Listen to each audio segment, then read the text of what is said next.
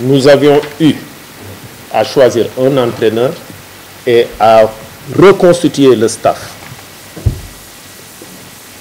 Il y a eu beaucoup de candidatures étrangères et locales qui ont été déposées et nous avons cherché le meilleur profil possible. Et aussi un objectif lui a été assigné. Nous avons eu des candidatures des Américains qui ont postulé, des Français, des Espagnols. Mais notre choix s'est posé sur M. Alberto Antuña Leal. C'est un entraîneur espagnol de 33 ans qui a eu à coacher, si vous avez bonne mémoire, c'était le coach de l'Ouganda passé, lors de l'Afro-Basket passé. Il a eu un vécu, il est assez jeune, assez motivé et un vécu dans le milieu du basket. Il a été entraîneur titulaire et adjoint au Monténégro lors du dernier Eurobasket. Il a été entraîneur titulaire aussi en Inde. Il a eu aussi à être coach adjoint en Espagne en deuxième division à Leb Oro. Le choix se justifie de sa connaissance aussi du basketball africain et aussi l'acceptation de nos règles de jeu.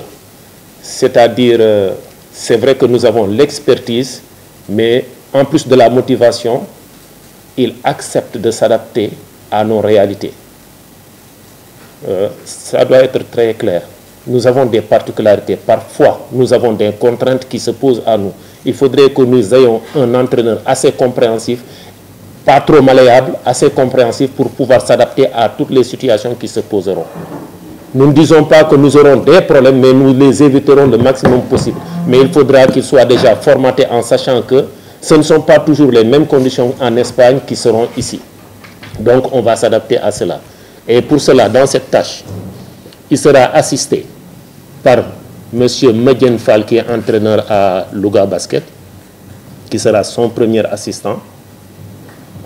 Pour faire genre, le deuxième adjoint sera Khadijatou Sourang Diop. Et le troisième s'appelle Sidi El Larbis Sall, qui est à Sid Academy.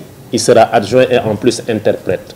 Vous savez que Alberto est espagnol, mais il parle couramment l'anglais. Dans ce staff-là, nous sommes allés chercher un jeune qui comprend très bien, qui a les compétences et qui comprend aussi l'anglais pour pouvoir servir d'interprète et d'intermédiaire.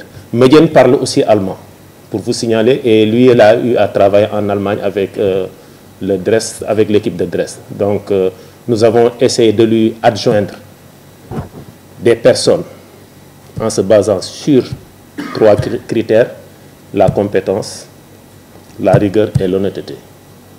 Donc nous pensons pour ce moment et pour cette mission précise, ces personnes-là pourront l'aider à atteindre l'objectif qui lui sera assigné.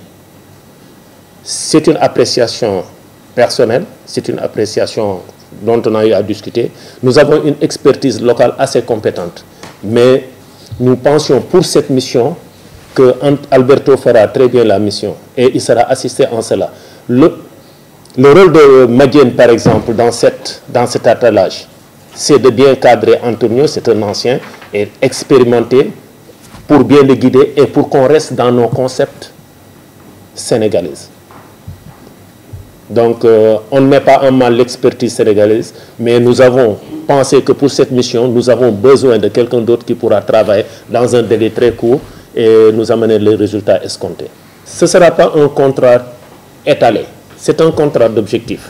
Vous savez, l'objectif que nous avons, le premier objectif, c'est le TECIO. S'il parvient à nous qualifier au TECIO, il continuera jusqu'aux Jeux Olympiques. Et après, on évaluera si on doit continuer ou pas. C'est un contrat d'objectif très clair. Si il donne entière satisfaction, on pourra bien continuer avec lui. Sinon, on sera dans les possibilités de changer et de voir ailleurs. Ce qui se fait en Europe se fait au Sénégal. Mais vous connaissez, nous avons nos particularités. Dans le sport, il y a de la politique. Il y a beaucoup de choses que le technicien ne peut pas maîtriser.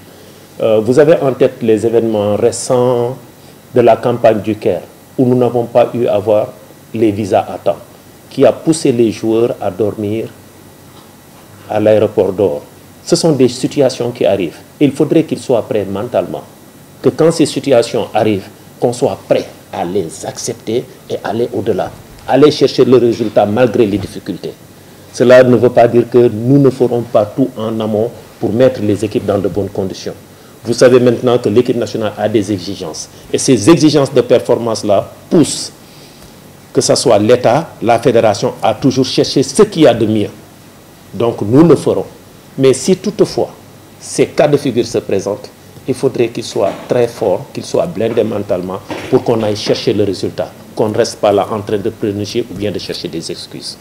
Ce sont ces situations-là qu'on le fait savoir. Nous avons nos réalités et nous avons les réalités du terrain qui se poseront de temps en temps. Donc il faudrait qu'il y ait une capacité d'adaptation. Monoko Sanyoko ne fait pas partie de notre langage. Nous partons avec la ferme ambition de nous qualifier, quelles que soient les conditions qui seront devant nous. Et cette motivation, Antonio l'a déjà beaucoup plus que nous. J'étais obligé de le brider, de lui dire « Attends, il ne faudrait pas parler encore aux filles » parce qu'il était tellement excité pour cette mission que j'étais obligé de le brider en disant « Faites attention après la conférence de presse pour parler ». Donc, avec ou sans préparation, on fera de notre mieux pour nous qualifier. Donc, je ne pense pas que la préparation puisse être une excuse ou bien un argumentaire pour ne pas avoir cette ambition de nous qualifier. Parce que, et on se dira que toutes les équipes seront dans les mêmes circonstances que nous. Donc, autant y aller gaiement. Nous sommes là-dedans, nous sommes en plein dedans. Quand on veut constituer une sélection nationale, on doit partir sur les meilleures joueuses sénégalaises du moment, qui sont dans le territoire national ou bien dans la diaspora.